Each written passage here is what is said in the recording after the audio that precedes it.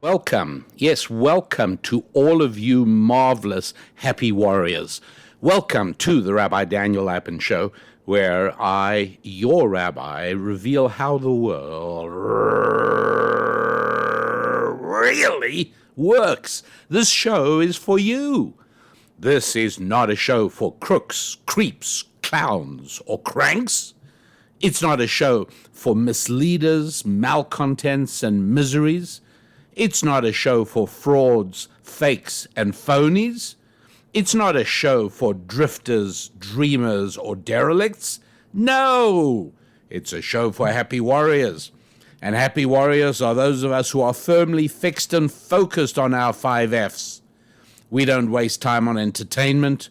We don't waste time dreaming or drifting. No, we focus on nurturing relationships with our finances, with our families, with our faith, with our friends, and yes, with our own physical fitness as well. That's what a happy warrior is. Somebody who is joyfully engaged in the God-given struggles of life to improve our families, to build and improve our finances, to try and develop that little-known human need. But such an important subconscious need it is, and that is for a relationship with God, a relationship with a spiritual reality. Relationships with friends, so easy to neglect. And of course, easiest of all to neglect, our health, our physical well-being. That needs work as well. And so a happy warrior is somebody who happily accepts the challenges of these fights and struggles, because it's not easy to build and grow a family, no. And it's not easy to build and grow your finances, and it isn't easy to build and grow a relationship with your faith, and it's not easy to maintain relationships with friends and to grow them and build them and nurture them. And no, it's certainly not easy to improve your own physical fitness. But we happy warriors, we love that challenge. We relish that challenge. And so I welcome you to the Rabbi Daniel Lapin Show, the only show on the World Wide Web that produces no carbon emissions or hot air, the show that reminds you that the more that things change, the more you have to depend on those things that never change. And I'm going to talk about only 3 of the 5Fs today, because sometimes when you focus on too many things, you end up being paralyzed. And so let's leave out today, if you don't mind, friendships, and let's leave out fitness.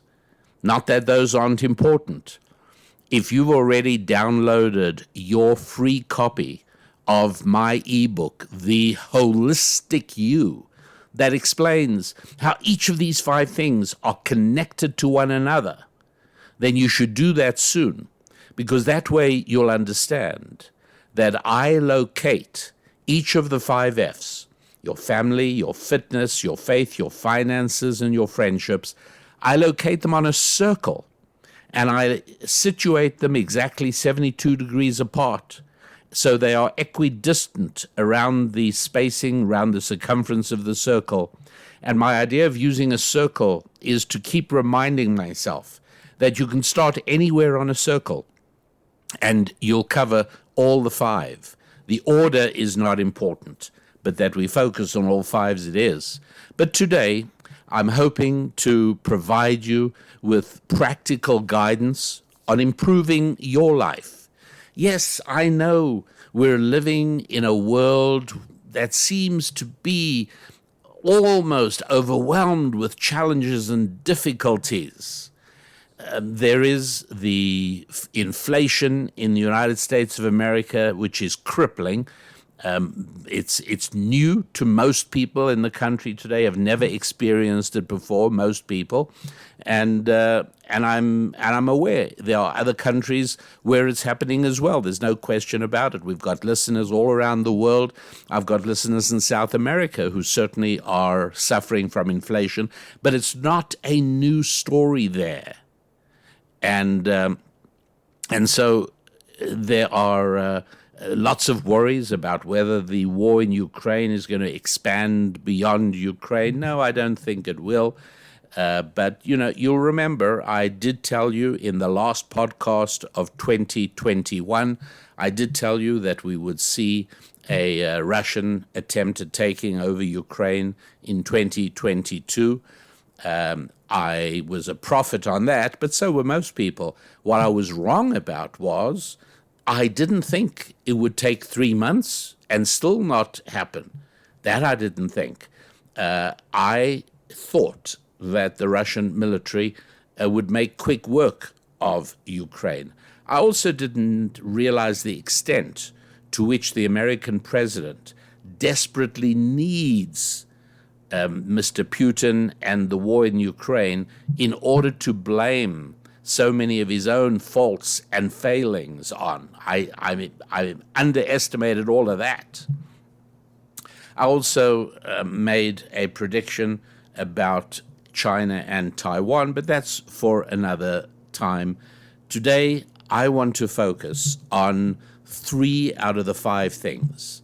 3 things that are really needed if you are going to improve your situation, which obviously you want to do, right? There isn't anybody who doesn't want to improve their situation.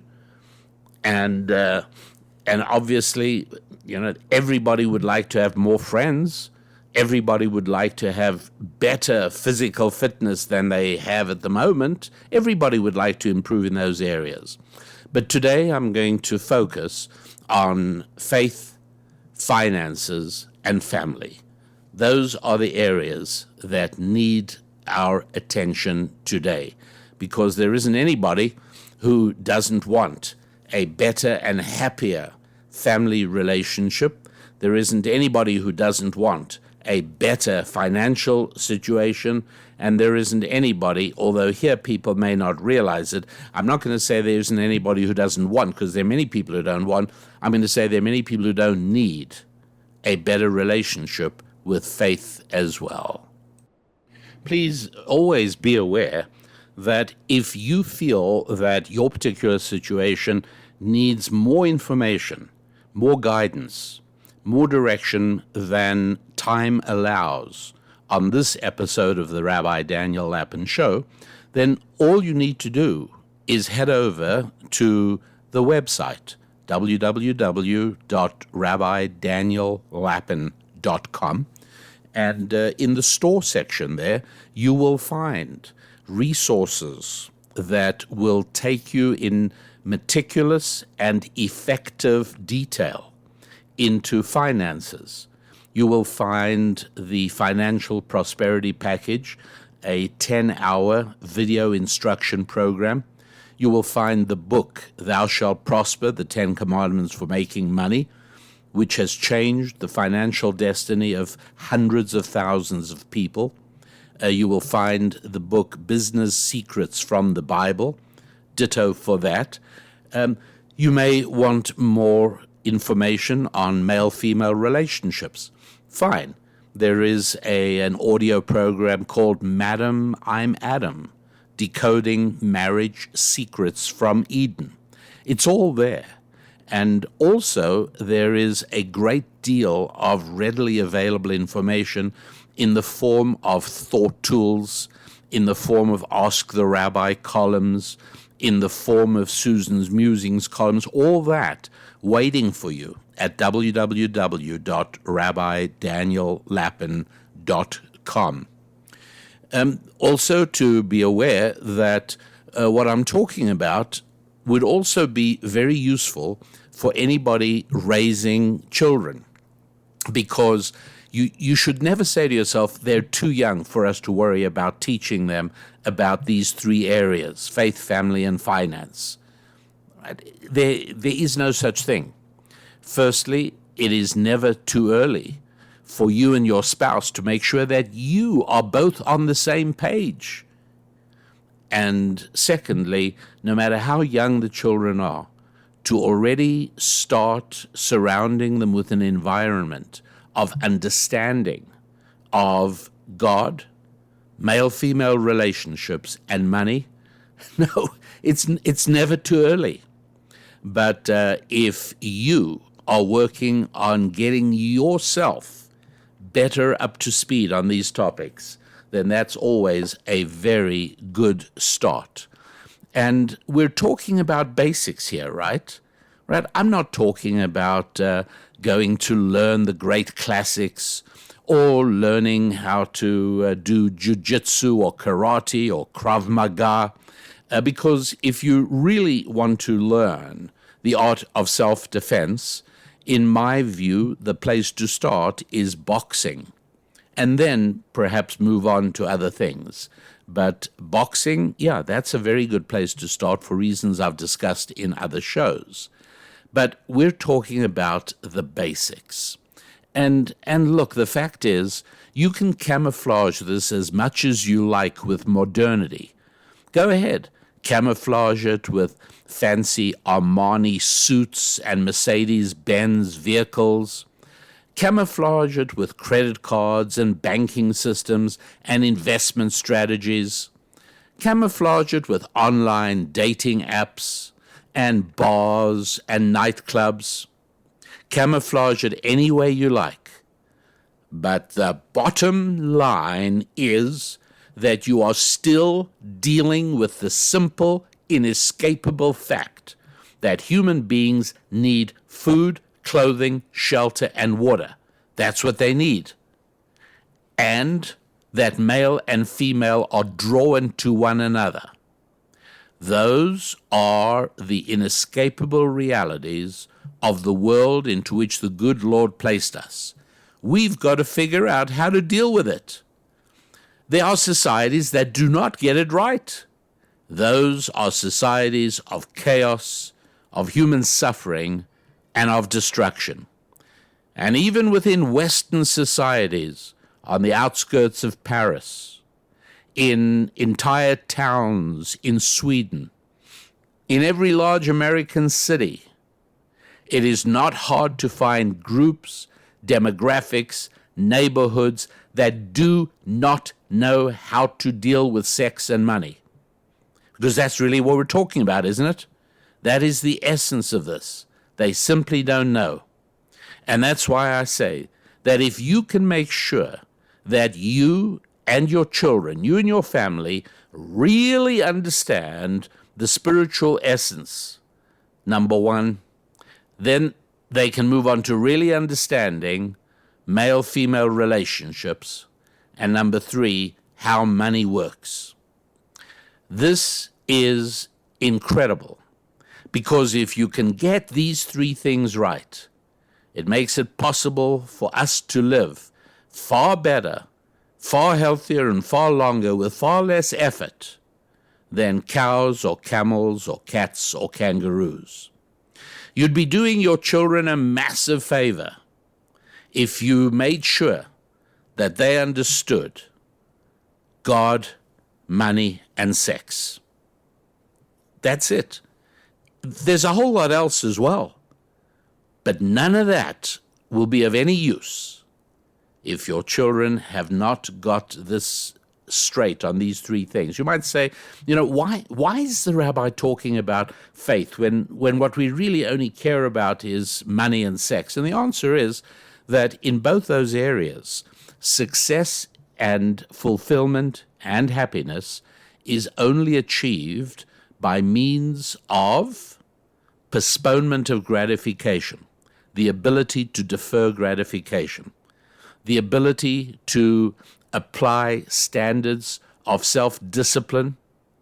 And those, my dear friends, those qualities, postponement of gratification, discipline, those come from the first one I mentioned. Those come from faith. Are there no people who have self-discipline and self-restraint who are not people of faith? Sure, there are. Absolutely.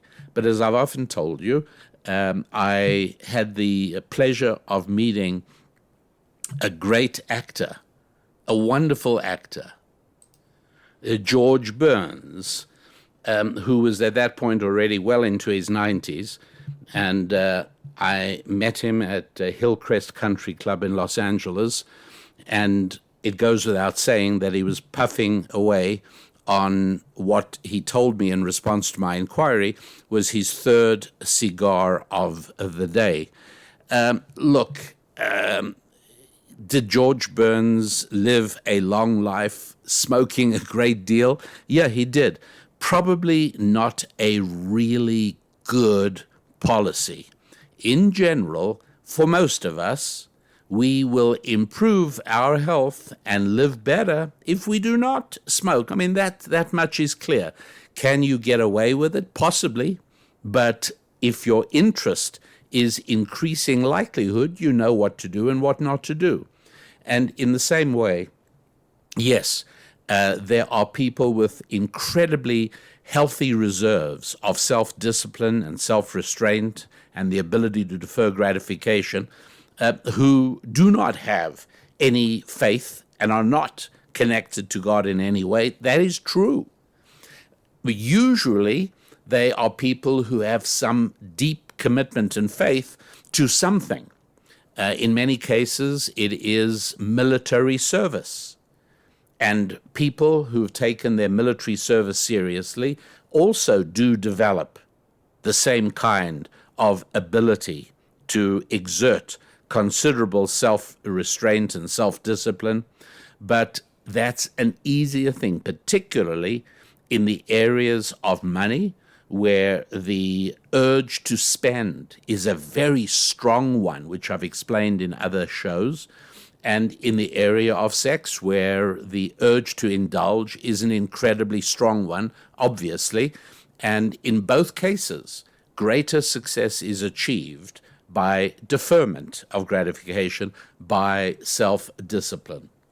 And so that's why it is these three things that I'm speaking about. And that's the reason that the problem areas of the world, whether it's cities or areas or neighborhoods, in any country around the world, entire societies that are not working, not functioning, you will be able to see that the areas of indulgence that prevents them achieving greatness on any level are the areas of sex and money. That's how it is. So these are the three big ones, the three big truths that you and I and our children need to absorb within our hearts in order to live successfully. Number one, we have to capture the idea of the spiritual realities. We've got to capture the idea of absolute good and evil. Yes, there is such a thing as a definition of good, and there is such a thing as a definition of evil. Because if you don't know anything at all about the spiritual aspect of life, you're not going to know anything at all about good and evil. The two go together. And so, as spiritual reality has evaporated from public life in the Western world, in Europe, in the United States, North America, as spiritual awareness has ebbed away since the early 1960s, so inevitably does understanding of good and evil. And so does situational ethics, which is the viewpoint that says, what's right for you may be wrong for me, and vice versa. Everything, right and wrong, are all relative. There is no such thing as good and evil, because it just depends on your own personal expression, your own personal choice. No absolute right or wrong, no absolute good or evil. And that's what they really do believe. And it creates societal turmoil eventually. It's obviously very destructive indeed for anybody who believes in the value of a stable society. And so we have to realize we've got to teach the spiritual reality of good and evil. That's got to be basic. Successful child raising, and who, after all, is your most important child? Who is the one most important person in the world who it is your responsibility to educate for success? That's right. It's the person whose name is on your driver's license. That's exactly right. And so if this is an area you have neglected, if for no other reasons than gaining help in strengthening willpower and self-restraint, and for no other reason than gaining a sure and fixed understanding of good and evil, right and wrong, those are excellent reasons for making sure that faith is included in the big three of today's show. So, second one, right, we've got to teach how money really works. Got to do that. And number three, we've got to teach how male-female relationships really work. And if you are at the point of raising children who are still young, maybe you're not even married yet. Well, in that case, that's excellent, because you will be able to build your life relationship with a spouse on the principles of male-female relationships that we're discussing. Maybe you're influencing your children who are raising your grandchildren. I would recommend that you think this through very carefully for whatever place in life you are. I would recommend that you listen through and enjoy this podcast. I'm certainly intending to make it as palatable as possible, even though we are covering some really serious things. Because the important thing to remember is that one can easily blow one's life. One can easily blow one's children's lives. It's the easiest thing in the world. And one of the ways of making sure that you don't damage your life or your children's life is making sure that whatever else you do for them, or whatever else you do for yourself, it is that you understand these three specific areas. You got to really ask yourself the question, do I understand the spiritual realities, including good and evil? Do I understand how money really works?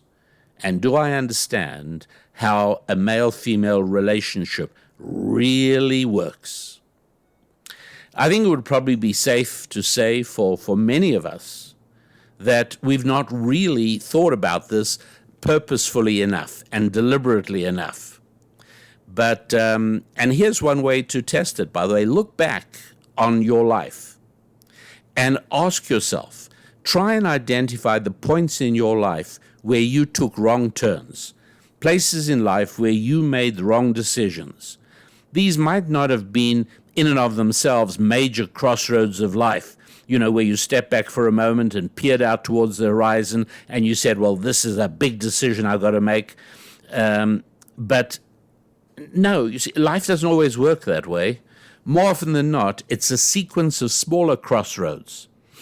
It's a sequence of smaller decisions and choices that in aggregate total up to a going off in the wrong direction. But if you think back to places where you made bad decisions, and maybe you've even paid the price, maybe you're still paying the price for wrong choices, you would see that they've mostly been in these three areas: our connection with God, how we understand money, and how we understand male-female relationships. Those are the areas in which, tragically, most of us have made the most serious mistakes. So let's fix it going forward, shall we? Both for you and for all those other human beings, you are in a beautiful position to influence and help. Maybe you made mistakes in the area of good and evil. Plain and simple. You just were not completely committed to the idea that, yes, there are absolute goods and there are absolute evils. They do exist in the world. And yes, we do make mistakes in that area. Or maybe it was in the area of money. Maybe you spent an important part of your life volunteering when you should have been working to build up a profitable and remunerative career? Who knows?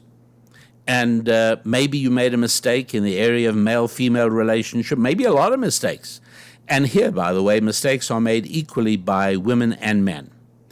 Women tend to make the mistake very often of having enormous faith in the redemptive power of romantic and erotic love. And yes, there is some truth to that. God did create the world, and that's how I see it, of course. And I know I have listeners who I value who see things a bit differently, and I'm grateful that you find value in this podcast. And so you know what I'm about to say will be as relevant and as useful, whether you believe that we are here on this planet through a lengthy process of unaided materialistic evolution, or you believe that God created us in his image and put us here. But either way, the way I put it is that God created us in such a way that men are incredibly motivated by women, both in terms of romantic love, in other words, earning the love and especially the respect and the admiration of a woman, and the potential of erotic love. Those things do have the power to transform men. They really do. And women are much more aware of that intuitively than men are, which is why so many women seek to fix men, where women think, well, I'm going to be able to make that deep hurt go away. I'm going to be able to help restore his relationship with his family. I'm going to be able to help him begin to take work seriously and develop some ambition financially. And this is one of the great mistakes that women make, not understanding male-female relationships. And by the way, if women can do that, and it is true, then why does it work out so badly so often? Well, the answer is that women do have the power to transform men with romantic and erotic love. They make the mistake of loving boys instead of men. And none of what I'm speaking about works on boys. As a matter of fact, there's only one sort of person that should love a boy unconditionally, and that's his mother. But no woman, particularly a young woman, should love a boy. She should only lavish her love and spread her affection over a man, but never a boy. That's why these kinds of mistakes take place. Men, or of course I should say boys, probably make the mistake of using their eyes instead of their ears.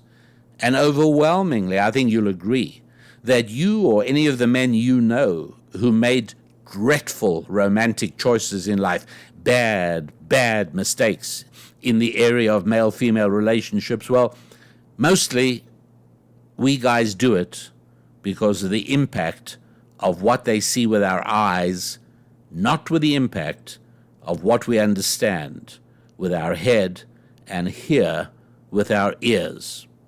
And so that is what we're looking at, these three areas, and how we get a full and clear understanding of spiritual reality, male-female relationships, and how money really works. Now, why would it be that the Hebrew people, the people of Israel, are in fact disproportionately good in these three areas? Now, I want to make very clear that there is not such a thing as the Jewish people. There isn't such a thing as the Jewish community, because in the overall category of self-identified Jews, you have people who could hardly be more aggressively antagonistic to Scripture, to the Bible, to God's message to mankind. And then at the same time, you've got a much smaller part of the Jewish world in many different countries who are deeply committed to those words. And so what I'm saying is primarily true for Jews who are faithful to the 5 books of Moses, as opposed to those who reject it with great vehemence. And those who love and revere the pages of Scripture realize that the initial account in the first few chapters of Genesis speaking about Adam in the Garden of Eden, this is not a storybook. This is not a narrative. This is not a history book. No, it's none of those things. This is much more like the instruction manual for a nuclear power station, excepting that it's an instruction manual to something much more complicated than a nuclear power station, and that is your life, maximizing your time on this planet. And so Adam is not just a story about a man, no. Adam is something very fundamental. Adam is representative of the primal man. Let's take a look at what we see in the complex structure and syntax of the story of the Garden of Eden. And it's evident that there are three main dimensions to the Garden of Eden. One of them is God, the other one is man, and then there's woman. Well, what's going on in the story? Well, the main thing that I want to, and again, in some of my resources at rabbidaniellapin.com, I go into greater detail. But here we've only got a limited amount of time together, and so we'll look at it quickly. At Adam as the guy who, right at the outset, he really knows more than any of us, in the sense that we have to gradually work and develop a relationship with God and with the world around us. Here is Adam relating immediately as a sentient adult. And whether or not you're a religious person, then at least you're going to want to develop a relationship with the spiritual side of life. It's inevitable. And so you're going to want to know and understand these things. And so we look at Adam and Eve, and we'll see male-female relationships going on there. And then we'll see a relationship between mankind and the earth. In other words, everybody has to eat, everybody needs food, everybody needs to be able to drink, and it is the earth that is able to supply these things for us in conjunction with us working according to the blueprint, working correctly. And it's so very easy, sadly, to look at cultures and countries and neighborhoods and societies, which I've done in many other of the earlier podcasts.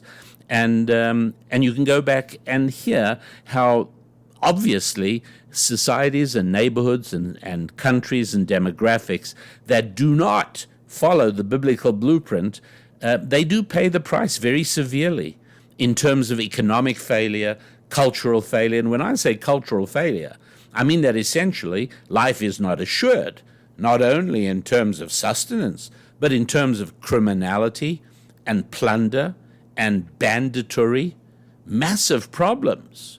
You can see these things happening in the United States of America, where the rise in crime over the last few years, not due to COVID, not due to Putin and the invasion of Ukraine, no, due to the abolition of a blueprint that held America together from the 17th century all the way through to 1962. That's right, that's how it works.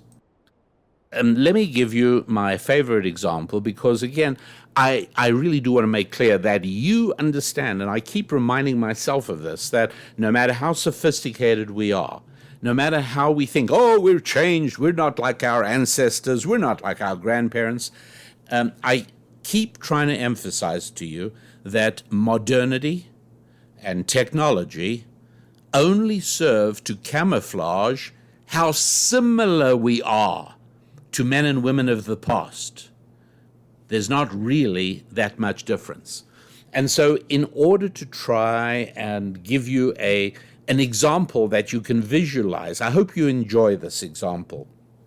It's one that I do use frequently because I find it so useful to keep in my own mind. And that is, I ask you to imagine that you are an adult in charge of taking 50 high school boys.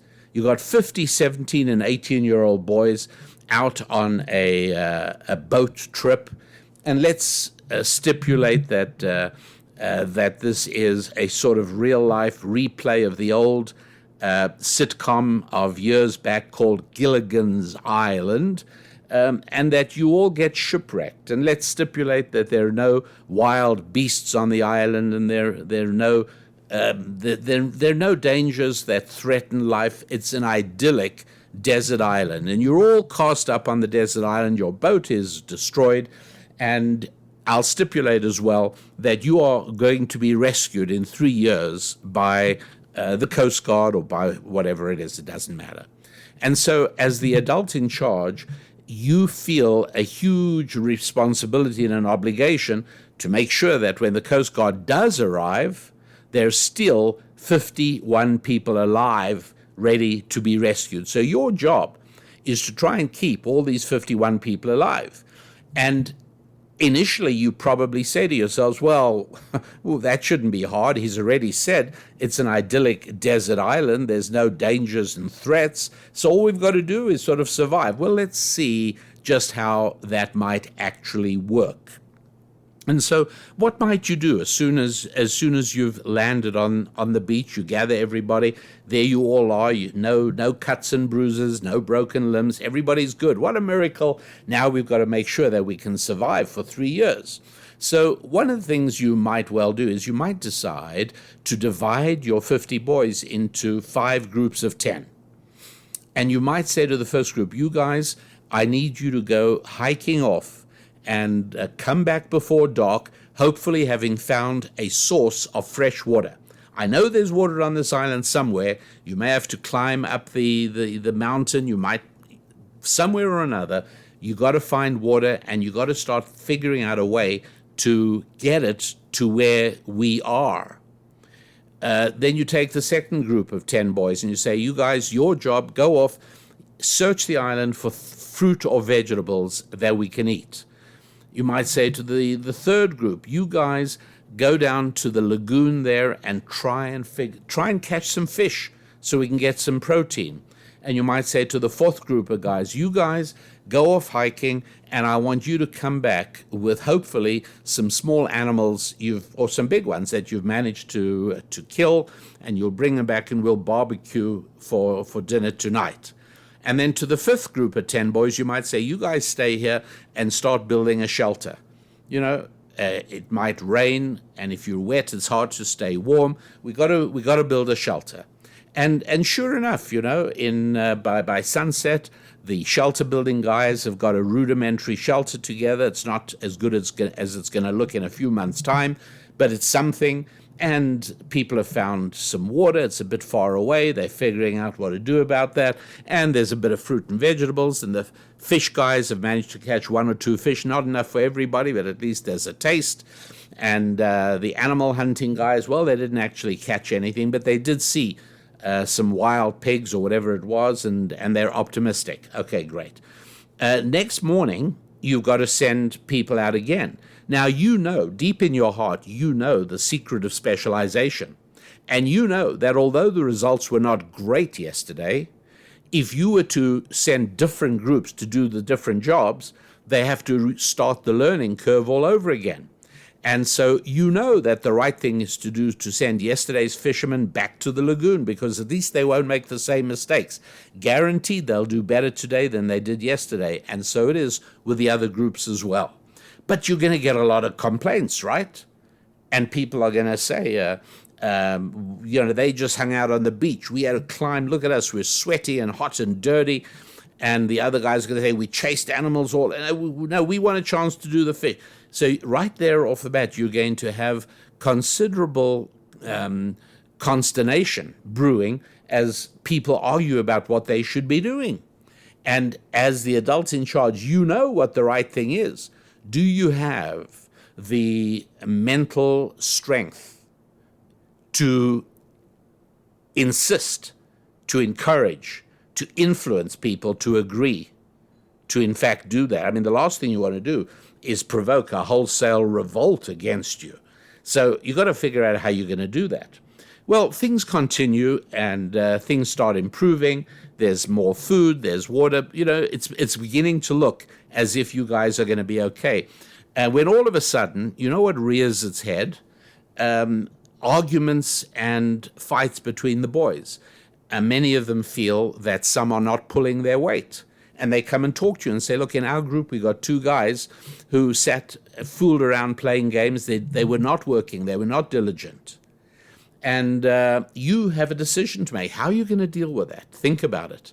This is a miniature society, you see. What are you going to do? How are you going to solve it? It's not simple. And so you've got to keep the peace. You've got to make up your mind whether everybody eats equally or people eat in proportion to how hard they worked. That's a pretty basic question, isn't it? How are you going to deal with it? You got to think about this. I should really pause, or you should pause the show now, as you think about the very real life problems. Your job is to organize this mini society in a way that it survives and everybody thrives and everybody is going to be rescued in 3 years' time. But these are some very challenging problems right there. Okay, well, just when you think you've got all this worked out, and you're going to establish a pattern of coping with boys who are lazy and who don't perform, boys who want to eat but they don't want to work.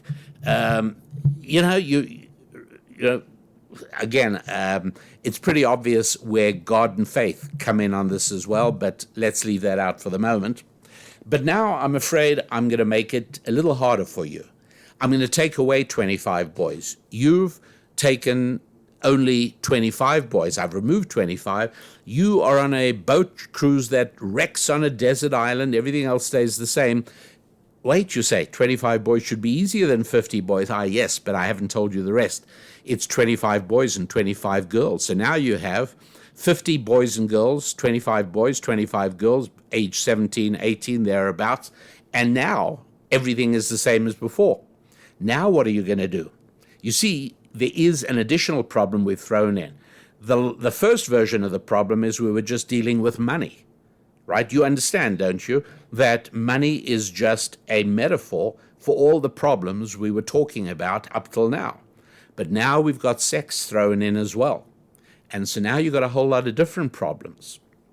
One of them, very basically, is what are you going to do about pregnancies?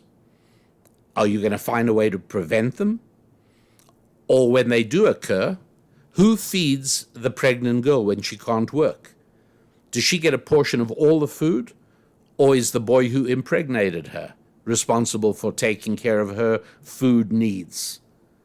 Right? Does she get to eat fish? How does that get determined?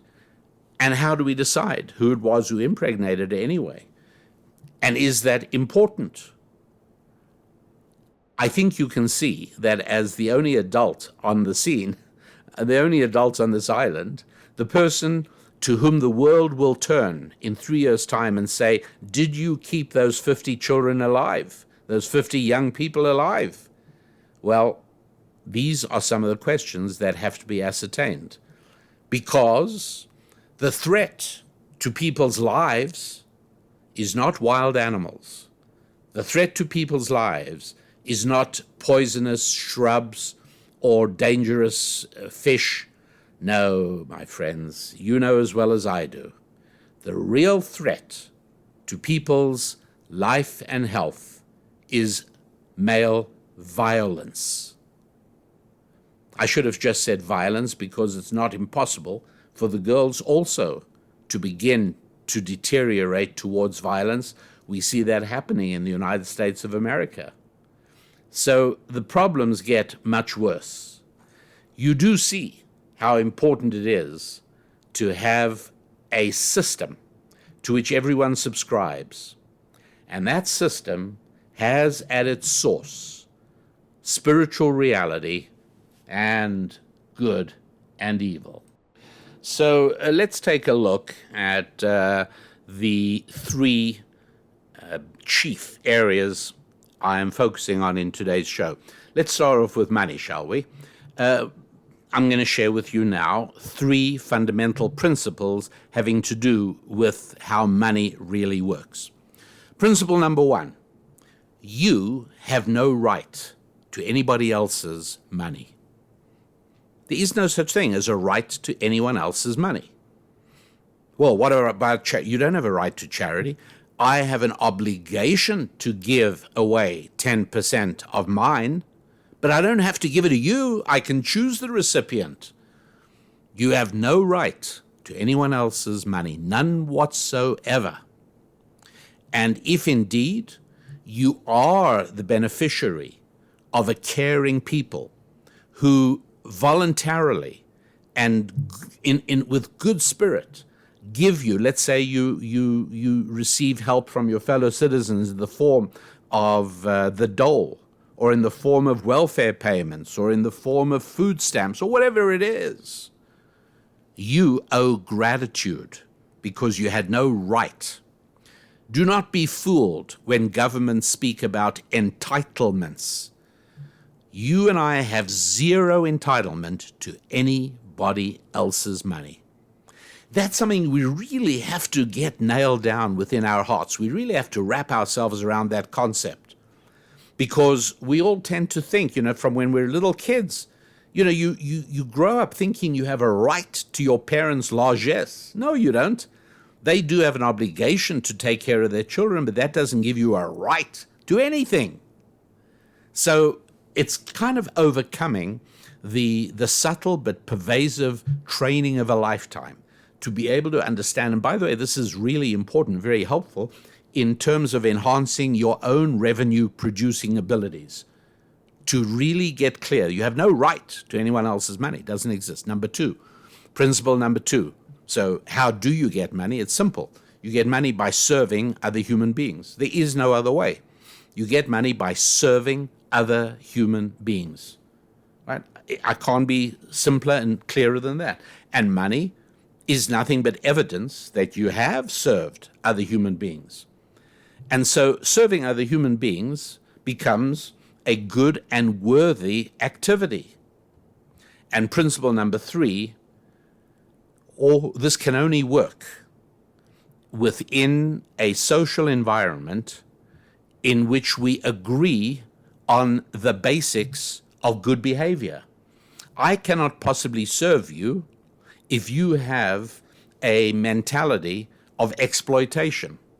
If you have a mentality that does not believe in the sanctity of a contract, if you grew up and are a person who has no commitment to sticking to your word, well, then there is no way that I can serve you. I would be crazy to serve you. So you do see how the collapse of a morality, the collapse of the values of a society, the collapse of an understanding, a shared understanding of good and evil, inevitably result in economic collapse as well. So those are the three principles when it comes to money. I have no right to anyone else's money. Number two, money comes only from serving other human beings.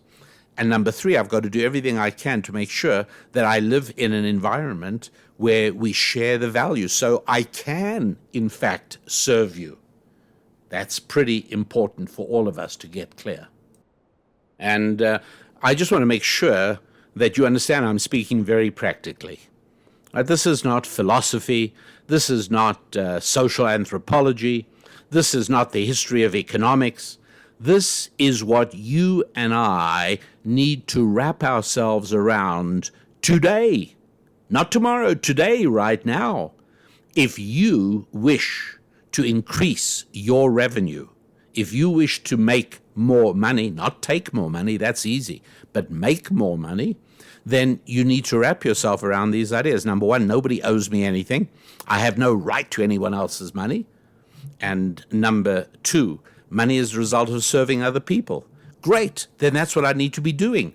That means I must today quit the college I'm attending and taking a degree about racism in medieval French literature and go and find a job. Go and find a way to serve another human being. It doesn't matter what you're doing. You think it's not worthy of you. You think this job is menial. You think this job is below you. Guess what? Go and find a better one. find the best job you can. And that will be the right job for you. It's not what I want to spend the rest of my life doing. You won't, because once you're working, the doorways begin to open.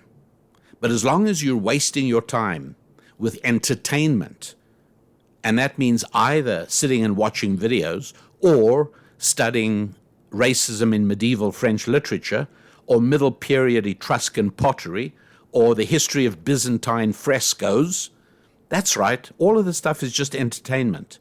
Stop it, leave it, quit. Save your tuition money, stop increasing your debt, and find a job. Just start working. Start making money. Well, it's not enough to live on. Well, it's better than nothing. And you'd be amazed how quickly it increases when you start delivering real value to some other human being. So do that right away. Now, what about if you're studying at college and you're studying for a specific qualification in a field in which there is actual need? That's different. If you're working towards a qualification in nursing, you're working towards a qualification in computer programming, you're working towards a qualification and apprenticeship in car repair, plumbing, rigging, anything like that, trucking, yeah, go for it. Because those are things that will very soon put you in a position of being able to serve other human beings. Okay, so this stuff's real, it's practical, and real benefits. So that's when it comes to money. How about male-female relationships? Again, I'm going to impart to you 3 fundamental principles in the area of male-female relationships. Number 1, men and women are completely different. They always have been, and they always will be. And how do you know if you are a man or a woman? I know that there are some very educated graduates of professional schools and postgraduate institutions who cannot answer that question. I realize that.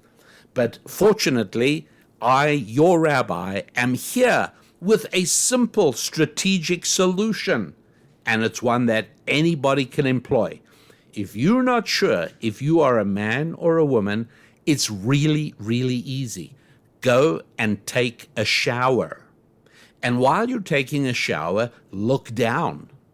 And if you see external evidence of jutting masculinity, then you are a man.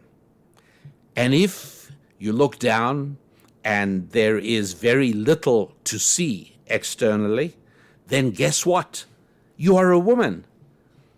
And I await your emails of gratitude and appreciation, because seldom has such a puzzling paradox been resolved by such a simple solution. You are welcome. I am your rabbi.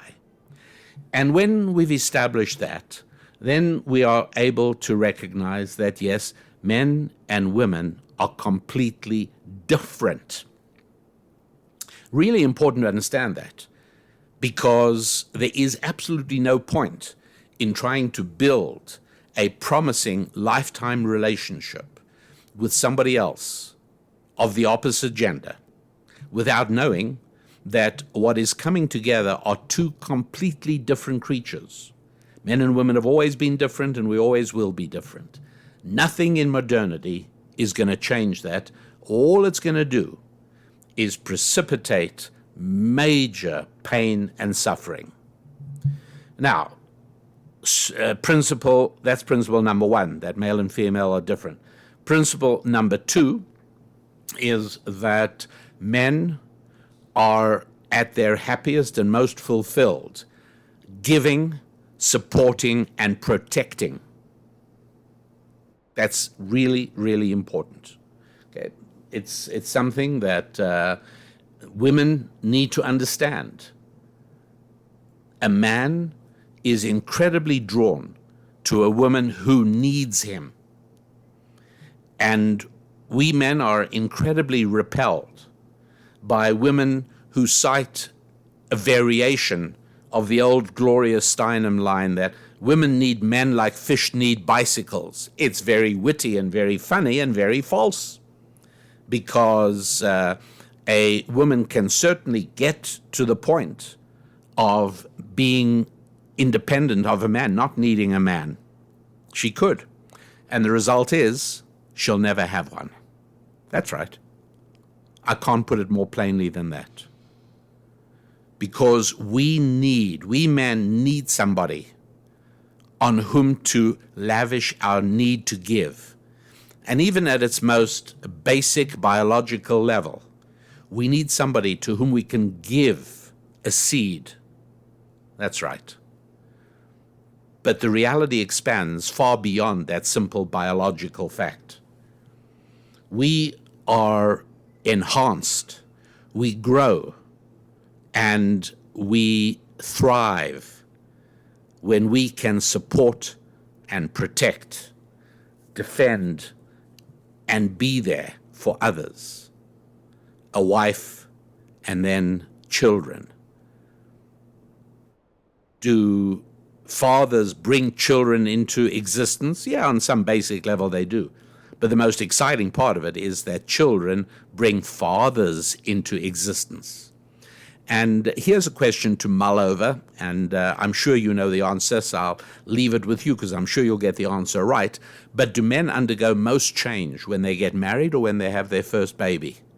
When men sit with their wives in the delivery room and the wife is cradling the newborn, at that moment, and the woman maybe reaches out and gives the baby and says, "Here, you take her, you hold her," and nervously, the man worriedly clasps the infant to his chest. Does that moment, is that of greater significance than when a man married his wife in the first place, or of less significance? I'm sure you know the answer. And so that is fact number 2. That's important principle number 2. And principle number 3 is that ideally, that relationship works best when it is sanctified. And there we are, back, of course, to number 1, back to the faith area. What does sanctified mean? It means unique, special, and exclusive. And sure enough, that is something that is incredibly important to realize. And that is that so profound is this male-female relationship that it leaves an indelible mark, particularly on the woman, lesser so, but still on the man. In other words, a woman is changed by every single sexual encounter she has had. Inescapable. It's a reality. There are many people who are going to hear this and want to reject it, and do so, of course, at your own peril, because these are timeless truths. These are permanent principles. It's simply that most people not only don't want to know about it, but they've been effectively propagandized by 50 years of culture that has assured them that there is no lasting ultimate significance in a sexual relationship. It's not true. And so I've given you 3 invaluable, timeless truths about money. I've given you 3 timeless truths about male-female relationships. And I said that I would share with you on faith and God as well. And here I'm not going to give you 3 timeless truths, largely because it is extremely personal. Your relationship to God is something that nobody else is part of.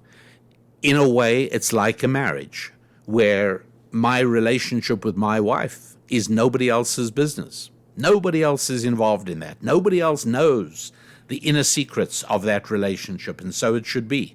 It is, as I said, sanctified and exclusive. That was principle number 3 when it came to male-female relationships. And so when it comes to God, all I can say is that try it. You know, this is like an advertising slogan, right? Try it, you'll like it. It's very difficult. I'm not saying it's easy. It depends where you are. You may be fortunate to have already connected with God. It can be very emotional. It can be difficult, particularly for men for whom emotions are a little harder to come by. Men who have a certain emotional repression, very, very common among our species, and surrendering to God, connecting with God in that way, is hard. And as I say, it's harder for men than for women, which is why it is not uncommon to find more women than men drawn to a church. It's not uncommon. But it is even more important for us guys than it is for women. If you haven't yet got yourself a Bible, I think you should do that. If you don't have one, you should. You might want to go to RabbiDanielLapin.com and get yourself a fabulous Bible. It's the only recommended Bible I do recommend, and it's right there on my website. You can go along and take a look at that and get hold of that, or get any Bible. It doesn't matter. But get hold of a Bible and give yourself the discipline of reading a chapter a day. That's all, just a chapter a day, and just read it. Take yourself to a coffee shop, go sit down somewhere, wherever you won't be disturbed. It's really helpful to be alone for this, and just start reading. Where from Genesis. That sort of works for my way of thinking, but you might enjoy starting off with Psalms or Proverbs. It's possible. You might decide to start off with the book of Ruth, which I have been studying lately in anticipation of the Bible festival of Pentecost called Shavuot, which actually begins in the year 2022. It begins on Saturday night, the 4th of June. So it's something that is on my mind. But wherever it doesn't really matter. It's a start, and that's what I would recommend. If you want to get to know a great painter, a great artist, I don't think it's a good idea to sit around and speculating in your mind on what he was like and, reading a book about him, his history. I don't think that's a great idea. I think you should go and immerse yourself in his art. Go along and study his art. Look at it. Whether it's paintings, get to know his pictures. Musician, if you're really into a certain musician, you could read history books about him, but why waste your time? Go and listen to his music, that's all. You'll get to know him. You don't have to worry about that. And so it is. And I'm speaking now, obviously, to people who don't yet have a relationship with God. And please understand, you're not notches on my gun. I mean, I got to be honest, it makes no difference to me whether you do or you don't. In the same way, it doesn't change my life if you live healthily and if you make a good money, if you make money. I think those are wonderful things, and I'm here to serve you by encouraging you to do those things. I'm encouraging you to have a fantastic male-female relationship with a man if you're a woman, with a woman if you're a man. I'm encouraging you to create and make wealth, and you should do that. And I'm encouraging you to build a relationship with our Creator, because it'll help you. And so don't read about him. Don't go to, for heaven's sake, don't go to college and study comparative religion. No, come on, don't waste your time. No, just read his work. Read the Bible, that's all. And you will be astonished at spiritual changes, things you feel, things you understand. That's how it works. So, my friends, that brings us to the end of the time we have available for today's episode of the Rabbi Daniel Lapin Show. The website, as always, is RabbiDanielLapin.com. Become a happy warrior. Join our community of happy warriors. That's all available there because there's strength in numbers. And yes, I do get strengthened by knowing that I am not alone. Me struggling to be the best happy warrior I can be, I'm strengthened and encouraged every time I'm aware that another one of you has joined and become part of our happy warrior community. Stay in touch, connect with me in any ways that you can. We make that easy to do, and I want to wish you a week of incredible growth with all your 5Fs. Absolutely. All of them, your fitness and your friendships, but particularly this week, I urge you to focus on faith, on finances, and family. I'm Rabbi Daniel Lapin. God bless.